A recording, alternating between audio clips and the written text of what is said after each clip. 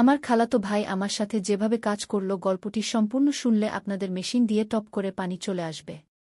আপনারা হাতের কাজ করতে বাধ্য হবেন, তাই হাতের কাজ করার আগে হাতের কাছে অবশ্যই টিস্যু রাখবেন। আমার নাম প্রীতি এবং আমার বয়স 23 বছর। আমি দেখতে বেশ সুন্দর, আমার শরীরের গঠন একটু বড় দেখায়। আমার মুখের গঠন আকর্ষণীয়, রং ফর্সা এবং আমার শরীর না খুব পাতলা না খুব মোটা, বরং একদম মাঝারি। আমি গ্রামে থাকি, তাই অন্য গ্রামের মেয়েদের মতো আমিও বেশিরভাগ সময় সালোয়ার স্যুট পরি। আমি শুধুমাত্র 10ম শ্রেণী পর্যন্ত পড়াশোনা করেছি এবং তারপর থেকে বাড়িতেই থাকি। বাইরে থেকে আমাকে খুবই সরল, সাধারণ মেয়ে মনে হতো। আমি ততটা বুদ্ধিমান বা চালাকও ছিলাম না। কিন্তু সত্যি বলতে, আমার জীবনে এমন কিছু দিন এসেছিল যখন আমি আমার সীমা অতিক্রম করেছিলাম। তখন জীবন আমাকে এমন কিছু শিখিয়েছিল যা আমি কখনো ভাবিনি। অনেক আগের কথা, আমি এমন একটি অভিজ্ঞতার মধ্য দিয়ে গিয়েছিলাম যা আমার হৃদয় ও মনের উপর গভীর ছাপ ফেলেছিল। সেই সময় আমার রাহুল খালাতো ভাইয়ের সাথে পরিচয় হয়েছিল। আমার জীবনে তখন অনেক একাকিত্ব ছিল, কিন্তু রাহুল ভাইয়ের সাথে সময় কাটানো আমার ভালো লাগতে শুরু করেছিল। তিনি সবসময় আমার প্রতি যত্নশীল ছিলেন এবং তার উপস্থিতিতে আমার মন হালকা হয়ে যেত।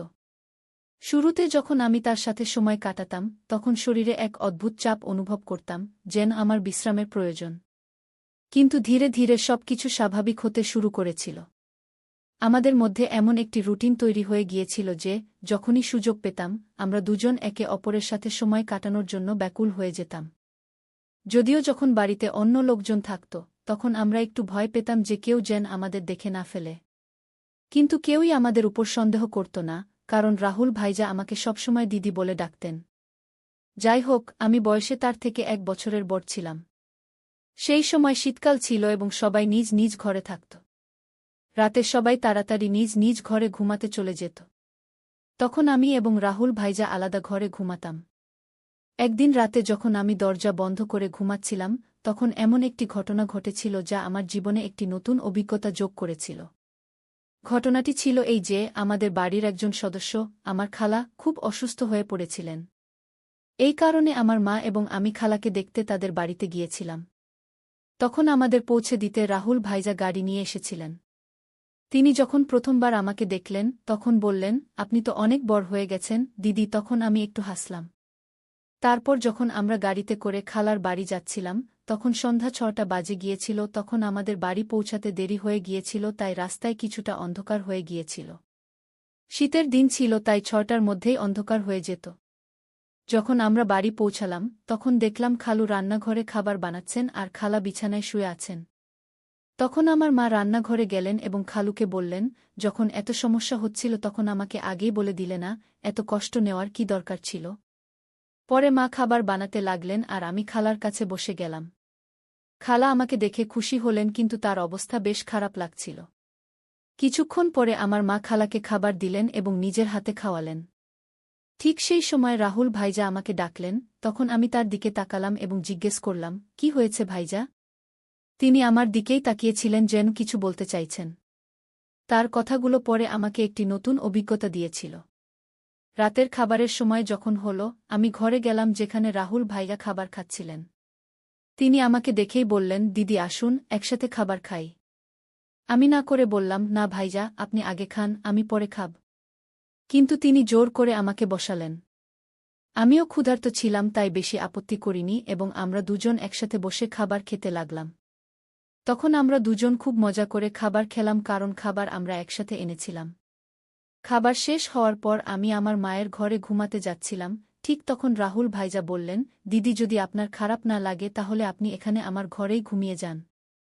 তার এই কথা শুনে আমি হতবাক হয়ে গেলাম এবং বললাম, না ভাইজা, আমি মায়ের সাথে ঘুমাব।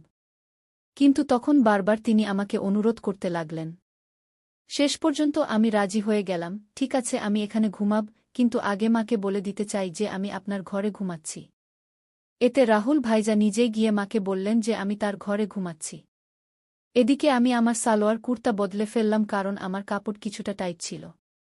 যখন রাহুল ভাইজা আমাকে নতুন কাপড়ে দেখলেন, তখন হেসে বললেন, দিদি আপনি এই ড্রেসে অসাধারণ দেখাচ্ছেন, আপনি এত সুন্দর কেন? তখন আমি কিছু বললাম না, শুধু হেসে কথা বদলে দিলাম। পরে আমি চাদর গায়ে দিলাম এবং বিছানায় বসে গেলাম। রাহুল ভাইজাও তার ঘুমের ব্যবস্থা নিচে মেঝেতে করতে লাগলেন।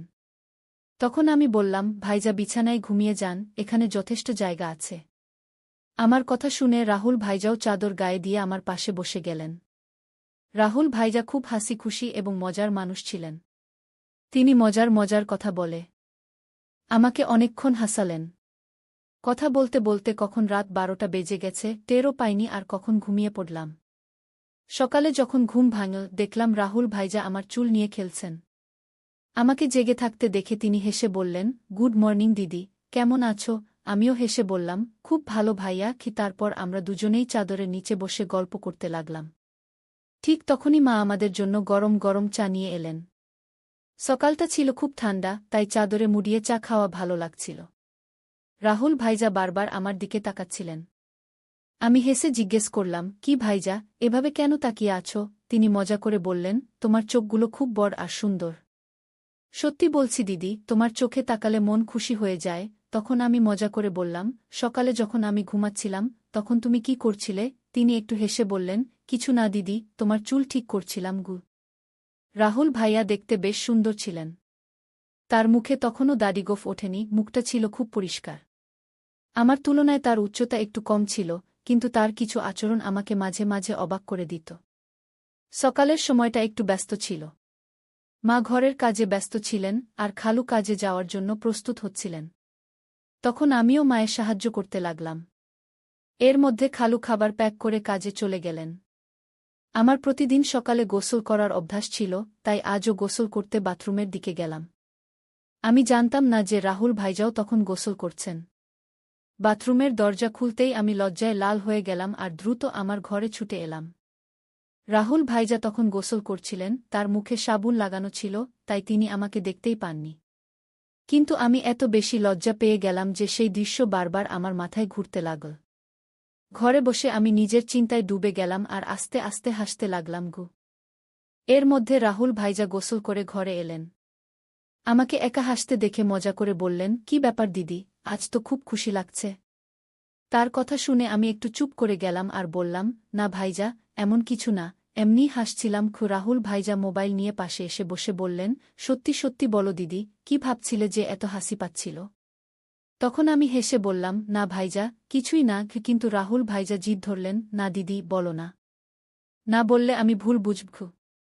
তখন আমি বললাম, প্লিজ ভাইজা, এই কথাটা এখানেই শেষ করো। এতে ভাবার কিছু নেই কি। তারপর আমি দ্রুত উঠে গোসল করতে চলে গেলাম। গোসলের পর আমি ঘরে ফিরে এলাম আর মজা করে ইচ্ছে করে একটু পানি রাহুল ভাইয়ার দিকে ছুড়ে দিলাম। এটা দেখে রাহুল ভাইজা হঠাৎ উঠে দাঁড়ালেন আর আমার চুল ধরে আমাকে বিছানায় বসিয়ে দিলেন। তার এই আচরণ দেখে আমার রাগ হয়ে গেল। আমি রেগে বললাম, এটা কি করছো ভাইজা? আর রাগে তার হাত ঝাঁকিয়ে দিলাম। এরপর রাহুল ভাইজা কিছু না বলে চুপচাপ ঘর থেকে বেরিয়ে গেলেন। তার এই ব্যবহার দেখে আমিও অবাক হয়ে গেলাম। নিজের উপর আফসোস হতে লাগল যে হয়তো আমার এটা করা উচিত ছিল না। তারপর দ্রুত আমি আমার চুল ঠিক করে মায়ের কাছে চলে গেলাম।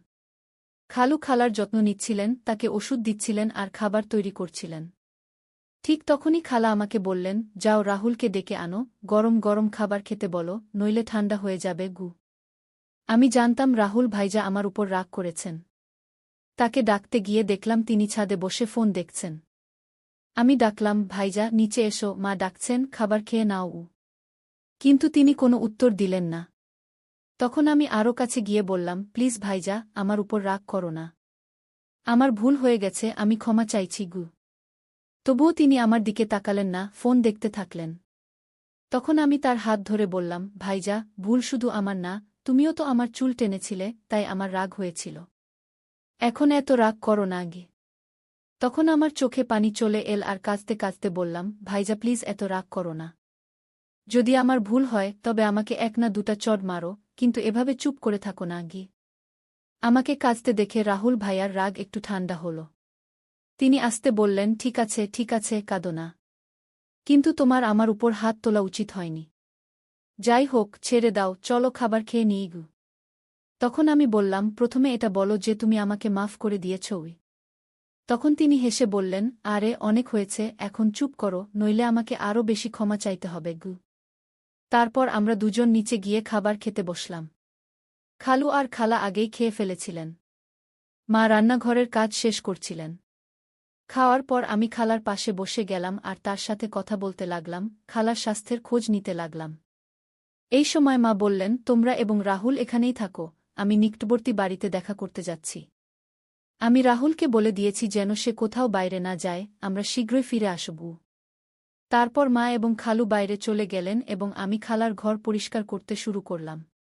ঠিক তখনই রাহুল ভাইয়া মজা করতে করতে এসে পড়লেন। আমি তাকে বললাম, ভাইজা, দয়া করে আমার জন্য কিছু এনে দাও। তিনি হেসে বললেন, বলো দিদি, কি চাও?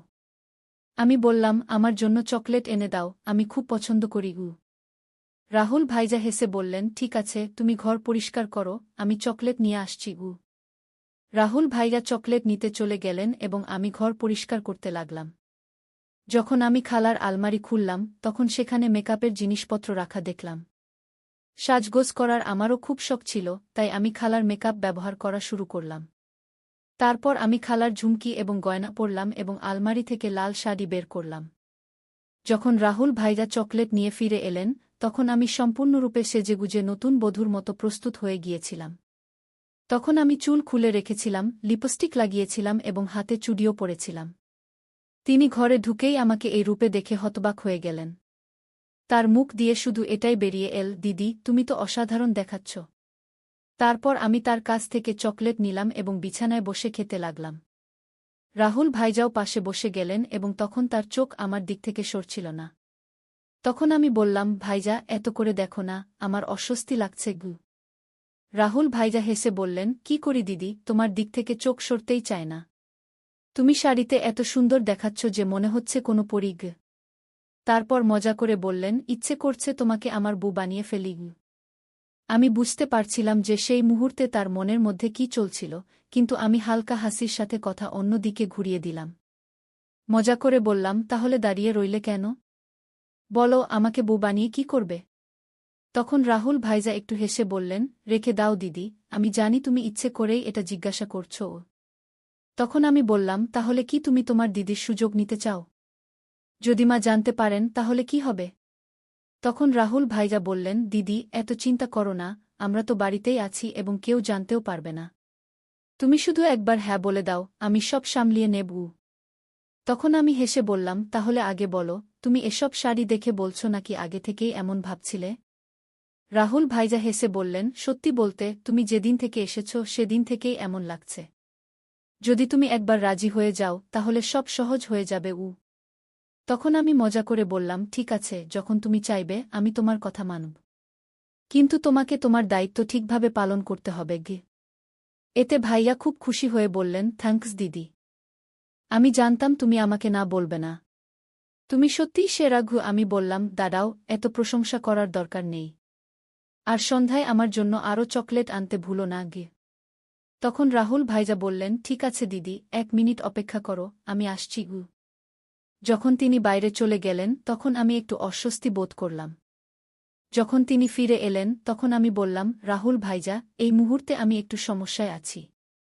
সন্ধ্যায় এই বিষয়ে কথা বলব। কিন্তু রাহুল ভাইজা আমার কথা মানতে রাজি ছিলেন না। তিনি শান্ত স্বরে বললেন, দিদি, এত চিন্তা কেন করছ? ভয়ের কিছু নেই, সব ঠিক হয়ে যাবে। যদি তোমার অস্বস্তি হয় তাহলে চোখ বন্ধ করে নাও। তখন আমি চোখ বন্ধ করে নিলাম এবং রাহুল ভাইজা আমাকে তখনই সেই মুহূর্তে। ঠিক তখনই দরজায় হঠাৎ করাঘাত শোনা গেল, যাতে আমরা দুজনেই ভয় পেয়ে গেলাম। তখন রাহুল ভাইজা বললেন, দিদি, সমস্যা তো এই রাতের অপেক্ষায় আছে। প্রতিটি মিনিট ঘন্টার মতো লাগছে। ঠিক তখনই মা ডাক দিলেন, তোমাদের ভাইবোনের কথা শেষ হয়ে গেছে? তাহলে একটু কাজে হাত বাড়াও। মায়ের কথা শুনেই আমি উঠে যেতে লাগলাম, আর যেতে যেতে মজা করে বললাম, রাহুল ভাইজা, মনে রাখবে, যদি চকলেট না পাই তাহলে আমিও কিছু দেব না। এরপর আমি রান্নাঘরে চলে গেলাম। এই সময়ে খালুও বাড়ি ফিরে এসেছিলেন। তখন আমি তাদের খাবার পরিবেশন করলাম। খালা খুব ক্লান্ত ছিলেন, তিনি আমাদের সাথে কিছুক্ষণ বসে কথা বললেন, তারপর দ্রুত ঘুমিয়ে পড়লেন। মা খালাকে খাওয়াচ্ছিলেন আর ওষুধ দিচ্ছিলেন। আমিও আমার খাবার খেয়ে নিলাম আর সময় কাটানোর জন্য টিভি দেখতে লাগলাম। শীতের মৌসুম হওয়ায় আমরা দ্রুত বিছানায় চলে গেলাম, কিন্তু মা তখনও তার কাজে ব্যস্ত ছিলেন। তখন আমি খালার ঘরে গিয়ে বসে ফোনে ব্যস্ত হয়ে গেলাম। এতটাই মগ্ন ছিলাম যে বুঝতেই পারিনি কখন রাহুল খাবার খেয়ে তার ঘরে চলে গেল এবং আমার জন্য অপেক্ষা করছিল। আমি আমার নিয়মিত সিরিয়াল দেখতে ব্যস্ত ছিলাম। যখন আমি না গেলাম তখন রাহুল ভাইজা নিজেই আমাকে ডাকতে এলেন। ঘরে এসে ভাইজা বললেন, দিদি এসো, আমি তোমার জন্য অনেকক্ষণ থেকে অপেক্ষা করছি গু। ঠিক তখনই মা বললেন, কোনো সমস্যা নেই, যদি তুমি একা ঘুমাতে চাও তাহলে ঘুমিয়ে পড়ো। তোমার দিদি আমার সাথে ঘুমাবে গি। মায়ের কথা শুনে ভাইয়া দ্রুত বললেন, না না, আমরা শুধু কথা বলছিলাম। যাই হোক, কয়েকদিন পর তোমরা চলে যাবে, তখন কখন দেখা হবে কে জানে। আর দিদির সাথে খেলতে পারবু। তখন আমি মাকে আশ্বস্ত করে বললাম, মা, ভাইজা ঠিক বলছে গি। এরপর মা বললেন, ঠিক আছে, যেমন তোমরা চাও গি, এবং আমরা ঘরে চলে গেলাম। ঘরে যেতেই রাহুল ভাইজা দ্রুত দরজা বন্ধ করে দিলেন। তখন আমি বুঝে গেলাম যে ভাইজা আর অপেক্ষা করতে পারছেন না। কিন্তু তখনও মা আর খালু জেগেছিলেন, তাই আমি বললাম, ভাইজা একটু রাখো, সবাই ঘুমিয়ে পড়ুক, তারপর কথা বলবো। যদি কেউ আমার কথা শুনে ফেলে তাহলে সমস্যা হবে গু। ভাইজা বললেন, দিদি আর অপেক্ষা করা যায় না গি। ঠিক তখনই আমার চকলেটের কথা মনে পড়ল। আমি বললাম, ঠিক আছে ভাইয়া, কিন্তু আগে আমার চকলেট দাও। ভাইয়া তাড়াতাড়ি পকেট থেকে চকলেট বের করে দিলেন। এরপর আমি চকলেট খেতে লাগলাম আর ভাইজা পারফিউম লাগাতে লাগলেন। শুরুতে আমরা মজায় একটু একটু ঠাট্টাতামাশা করতে লাগলাম, এতে আমাদের মধ্যে মজার ঝগড়া শুরু হয়ে গেল। আমরা বিছানায় লাফাতে লাগলাম, কারণ আমাদের বয়স তখনও ছোট বাচ্চাদের মতো ছিল। ঠিক তখনই মা চিৎকার করে বললেন, প্রীতি, অনেক হয়েছে, এখন ঘুমিয়ে পড়ো, কারণ বিছানার শব্দ তাদের ঘর পর্যন্ত পৌঁছাচ্ছিল। এরপর রাহুল ভাইজা তাড়াতাড়ি মেঝেতে বিছানা পেতে দিলেন, যাতে শব্দ বন্ধ হয়ে যায়। তারপর রাহুল ভাইজা আমাকে রাত ৩টা বাজে পর্যন্ত ঘুমাতে দেওয়া হয়নি। সকালে যখন আমাদের চোখ খুল, তখন মা দরজায় কড়া নাড়ছিলেন। আমি বিছানায় ছিলাম কিন্তু উঠতে পারছিলাম না, তাই রাহুল ভাইজা আমাকে তুলে বিছানায় বসিয়ে দিলেন এবং নিজে দরজা খুলতে গেলেন। তখন মা আমাদের জন্য চা নিয়ে এলেন। আমাকে দেখে তিনি বললেন, আমি বলেছিলাম প্রীতি, সময়মতো ঘুমিয়ে পড়ো। এখন দেখো তোমার চোখ কত লাল হয়ে গেছে। আমার চোখ তখন সত্যিই লাল হয়ে গিয়েছিল। আমি কিছু না বলে চা পান শুরু করলাম, এমনকি মুখও ধুইনি, কারণ পুরো শরীর ব্যথায় ভেঙে পড়ছিল। মা চা রেখে চলে গেলেন। রাহুল ভাইজা যখন ঘরে এলেন, আমি রাগ করে বললাম, ভাইজা, আমি বলেছিলাম অল্প সময়ের জন্য, কিন্তু তুমি আমার কথা মানোনি। এখন দেখো আমার শরীর কত ক্লান্ত। আমি ঠিকভাবে দাঁড়াতেও পারছি না। যদি মা জিজ্ঞেস করেন আমি কি বলবো? তখন রাহুল ভাইয়া দ্রুত উত্তর দিলেন, দিদি, চিন্তা করো না। আমি মেডিকেল স্টোর থেকে ওষুধ নিয়ে আসছি। তা খেলে তোমার শরীর ঠিক হয়ে যাবে গু। এরপর আমি টানা ৪-৫ দিন ভাইয়াকে কাছে আসতে দিইনি। কিন্তু তার উৎসাহ কমেনি। সে প্রতিদিন আমার আশেপাশে ঘুরে বেড়াত এবং নিয়মিত চকলেট নিয়ে আসত। ভাইজা আমার সব কাজ করে দিত, আর আমি যা চাইতাম সে হাসতে হাসতে তা করে দিত। তাই আমিও এর মজা নিতে শুরু করলাম। কখনো তার কাছ থেকে পায়ের ম্যাসাজ করিয়ে নিতাম, কখনো মাথার ম্যাসাজ। মজায় কখনো হালকা করে মারতাম আর সারাদিন তার ফোনে সিরিয়াল দেখতাম। ৪-৫ দিন পর ভাইয়ার আচরণ বদলে গেল, তাই আমি তাকে বেশি কিছু বলিনি। একদিন আমরা দুপুরে বাড়িতে একা ছিলাম এবং অনেক মজা করলাম। সে দিন বাড়িতে কেউ ছিল না। ভাইজা আমাকে সারাদিন কোথাও বসতে দেয়নি, সবসময় নিজের কাছেই রাখত। এই ঘটনার পর আমি আর ভাইজা খুব সাধারণ হয়ে গেলাম। যখনই তার ইচ্ছা হতো সে আমাকে ঘরে ডাকত, আর আমি এখন এর অভ্যাসও করে ফেলেছিলাম। আমরা সেই দিনগুলোর পুরো মজা নিলাম। কিন্তু জীবনে প্রতিটি ভালো সময়ের পর একটি খারাপ সময়ও আসে, আর এই খারাপ সময়ও ভাইয়ার কারণেই এল। আসলে ২-০ দিন পর আমাদের গ্রামে ফিরতে হতো, কারণ এখন খালা বেশ সুস্থ হয়ে গিয়েছিলেন এবং আমরা সেখানে অনেক দিন হয়ে গিয়েছিলাম। তখন মা হঠাৎ ফেরার সিদ্ধান্ত নিলেন এবং বাবাকে কিছুই বলেননি। আমি আর ভাইজা যখন এটা শুনলাম, আমাদের একদম ভালো লাগল না। তখন ভাইজা বলল, দিদি, যাওয়ার আগে শেষবার একটু সময় দাও। কে জানে আবার কখন দেখা হবে। তখন ভেতর থেকে আমিও প্রস্তুত ছিলাম। কিন্তু সে দিন বাড়িতে সবাই ছিল, এমনকি খালু আজ বাড়িতেই ছিলেন। তখন খালু মাকে বললেন, দিদি, আজ থাকো। আমি কাল তোমাকে বাস স্ট্যান্ড পর্যন্ত ছেড়ে দেব। এটা শুনে আমি একটু খুশি হলাম, কারণ আমাদের কাছে এক রাত ছিল। তখন শেষ পর্যন্ত মাও রাজি হলেন। এরপর আমরা খুবই অধৈর্য হয়ে রাতের অপেক্ষা করতে লাগলাম। যখন রাত হল, তাড়াতাড়ি খাবার খেয়ে আমরা আমাদের ঘরে চলে গেলাম। তখন আমরা এতই অস্তর্ক হয়ে গিয়েছিলাম যে দরজাও ঠিকমতো বন্ধ করিনি।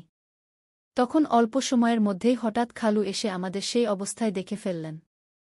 আমি ভয়ে কাঁপতে লাগলাম এবং সঙ্গে সঙ্গে সেখান থেকে সরে গেলাম। খালু তখন খুব রেগে গিয়েছিলেন, কিন্তু তিনি ধৈর্য ধরে পুরো পরিস্থিতি সামলে নিলেন। তিনি আমাদের উপর রাগ না করে আমাদের ভুলগুলো বোঝালেন এবং সেদিন আমাকে একটি বড় শিক্ষা দিলেন। তখন খালুর ভালোবাসা আর সহযোগিতায় আমরা পরিস্থিতি সামলে নিলাম। এরপর থেকে আমি আমার ভুলগুলো থেকে অনেক কিছু শিখেছি। সেই ঘটনার পর আমি কখনো এমন কিছু করিনি যাতে আমার পরিবারকে লজ্জিত হতে হয়। তাই বন্ধুরা, আমাদের জীবনে ভুল হতে পারে, কিন্তু সেগুলো থেকে শেখাটাই সবচেয়ে গুরুত্বপূর্ণ। যদি আপনার জীবনে কখনো এমন পরিস্থিতি আসে, তা সামলানোর চেষ্টা করুন এবং পরিবারের সাথে সবসময় খোলামেলা কথা বলুন। এই গল্প আমাদের শেখায় যে কোনো সম্পর্কেই সীমারেখা থাকা গুরুত্বপূর্ণ। অতিরিক্ত ঘনিষ্ঠতা কখনো কখনো ভুল বোঝাবুঝির কারণ হতে পারে। তাই আমাদের সবসময় নিজের এবং অন্যের সুবিধাকে প্রাধান্য দিতে হবে। পরিবারের পরিবেশ আর সম্পর্কের সম্মান করা খুবই গুরুত্বপূর্ণ। দরজা বন্ধ না করার ঘটনা একটি ছোট ভুল ছিল, কিন্তু এটি বড় সমস্যা তৈরি করেছিল। এ থেকে বোঝা যায় ছোট ছোট বিষয়েও সতর্ক থাকা উচিত, কারণ এগুলোর জীবনে বড় প্রভাব পড়তে পারে। তাই বন্ধুরা, এটা ছিল আমাদের আজকের ছোট্ট গল্প। আপনি এই গল্পটি কেমন লাগলো কমেন্ট করে অবশ্যই জানাবেন। যদি এটি আপনার পছন্দ হয় তবে এটি লাইক করুন এবং আপনার বন্ধুদের সাথে শেয়ার করুন। আরও এমন রোমাঞ্চকর গল্পের জন্য আমাদের চ্যানেলটি সাবস্ক্রাইব করুন এবং বেল আইকন টিপতে ভুলবেন না যাতে আপনি আমাদের কোনো গল্প মিস না করেন। ধন্যবাদ।